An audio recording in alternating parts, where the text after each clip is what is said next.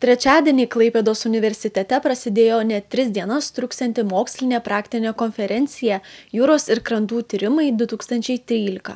Šios konferencijos tikslas – pasikeisti patirtimi, pristatyti Lietuvos jūrinio mokslo pasiekimus, paskelbti vykdomų projektinių veiklų rezultatus, apibendrinti mokslinės idėjas, siekiant glaudesnio bendradarbiavimo tarp jūrinio mokslo, studijų ir verslo, taip išplečiant jūrinio mokslo galimybės.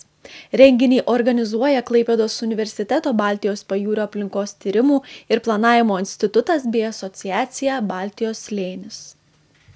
Konferencija naudinga pirmiausia tuom, kad tai yra puikia galimybė mokslininkams susitikti, visiems Lietuvos mokslininkams, tie, kurie dirba jūrinėse kryptise, kartu pasikeisti bendrą patirtimi, numatyti savo ateities planus, o taip pat šioje konferencijoje dalyvauja ir jūrinis verslas. Tai mūsų bendras renginys.